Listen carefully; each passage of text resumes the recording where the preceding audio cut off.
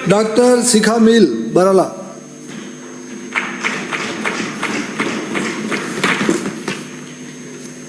सभापति महोदय, मांग संख्या 56 और 45 पर आपने मुझे अपने विचार रखने का मौका दिया, उसके लिए आभार।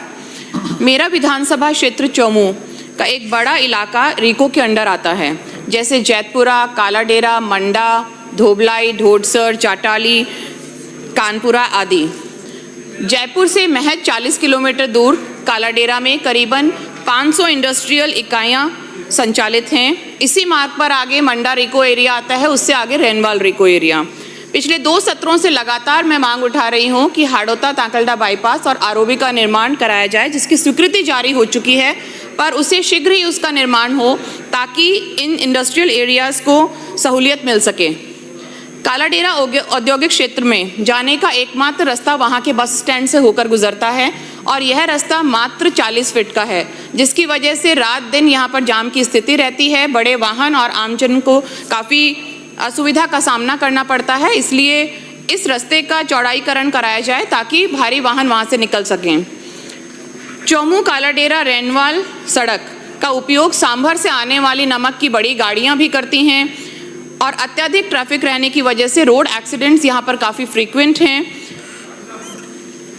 बहुत सारी अमूल्य जानें हम इसमें जो एक्सीडेंट्स हुए हैं उसमें खो चुके हैं। इसलिए इस उद्योग को बढ़ावा देने के लिए और दुर्घटनाएं कम करने के लिए इस सड़क को 4 लेन किया जाए, ये सभी रिको एरियाज़ के लोगों की भी डिमांड है। कालाडेरा मंडा इंडस्ट्रियल एरिया में करीबन 20 से 25 हज़ार लोग कार्यरत हैं और यहाँ पर संचालित ESIC डिस्पेंसरी को ESIC हॉस्पिटल में क्रमोन्नत किया जाए, वह उसके लिए ज़मीन वहीं औद्योगिक एरिया में अलॉट की जाए ताकि लोगों को उसका लाभ मिल सके। वहीं कालाडेरा रिको एरिया में डंपिंग यार्ड भी स्थापित किया जाए ताकि वहाँ का इंडस्ट्रियल वेस्ट का प्रॉपर डिस्पोजल हो सके। जैतपुरा रिको की अगर मैं बात करूँ तो सालों से वहाँ पर एक समस्या बनी हुई है। निचले स्तर पर होने की वजह से हर बरसात में 4-4, 5-5 फुट तक की गहराई का वहाँ पानी भर जाता है, जो फैक्ट्रीज़ में भी चला जाता है। तो इसके समाधान के लिए रिको विभाग द्वारा वहाँ पर ड्रेनेज सिस्टम डेवलप कराया जाए। जैतपुरा में ही काफ़ी सालों से बने हुए पुराने पॉन्ड्स हैं, जहाँ पर इंडस्ट्रीज़ का पॉल्यूटेड पानी पहुंचता है, वहाँ पे नालियों का पानी पहुंचता है और ये सभी बदबू का कारण बनता है। वह मच्छर और मक्खियों के पनपने के कारण की वजह से आसपास के लोगों के स्वास्थ्य को भी काफ़ी हानि पहुंचाता है। इसका समाधान कराया जाना ज़रूरी है। सड़कों की हालात वहाँ की और नालियों की हालात बड़ी दयनीय हैं, इस दिशा में कार्य कराया जाना चाहिए। फैक्ट्री संचालकों की समस्या आम जन की तरह बिजली की लगातार बनी हुई हैं।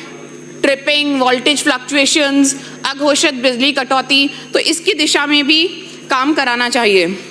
सोलर एनर्जी को प्रोत्साहन देने के लिए सोलर कैप्टिव प्लांट में 100 से 200% किया गया। शीघ्र ही इसका नोटिफिकेशन जारी हो व ग्रीन एनर्जी पॉलिसी की भी घोषणा हो। धोबलाई और ढोडसर की मैं बात करूं तो क्षेत्र के ग्रामीणों की लगातार शिकायत रही है कि वहाँ की फैक्ट्रीज़ की वजह से आसपास के लोगों को काफ़ी वायु प्रदूषण का सामना करना पड़ रहा है।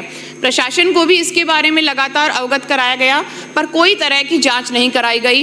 इसलिए मैं मंत्री महोदय का इस पे ध्यान आकर्षण करना चाहूँगी कि धोबलाई के एरिया में भी हम फैक्ट्रीज़ के आसपास देखें तो ब्लैक डस्ट के बहुत सारे ढेर हमें खुले में पड़े दिखाई देते हैं।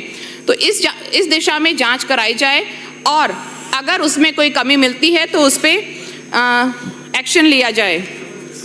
वन विभाग की मैं बात करूं तो हमारे वहां वीर हनुमान जी मंदिर सामोद में 2018 में रोपवे का संचालन हुआ। 4 महीने बाद ही वन विभाग से NOC के अभाव में उसे बंद कर दिया गया।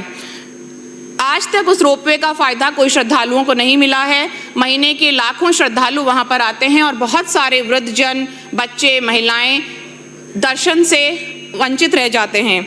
इसलिए मेरा आपके माध्यम से मंत्री महोदय से करबद्ध निवेदन है कि जो तथाकथित डबल इंजन सरकार यहाँ है वो जल्द से जल्द इस प्रक्रिया को पूरा कराए, इस रोपवे को वापस संचालित करवाए और सभी श्रद्धालुओं को अनुग्रहित कराए। साथ ही उसी क्षेत्र को पर्यटन के तौर पर बढ़ावा देने के लिए विकास कार्य कराए जाए, वृक्षारोपण कराया जाए। टाइम है तो मैं 1-2 और डिमांड बोल लूँ सर। रिको एरिया के लिए राइजिंग राजस्थान की अगर हम बात करते हैं तो बहुत सारे जयपुर वीकेआई, ये एक महत्वपूर्ण मुद्दा है। जयपुर वीकेआई के लोगों ने मुझे अवगत कराया कि नगर निगम द्वारा उन्हें कम से कम 100 नोटिस दे दिए गए हैं यूडीएस टैक्स भरने के लिए, और व्यापारी बड़े संशय में हैं कि वो दो टैक्स एक ही जमीन पर कैसे दें। तो इसका समाधान सर कराया जाए। आपने मुझे बोलने का मौका दिया, उसके लिए बहुत बहुत आभार, धन्यवाद।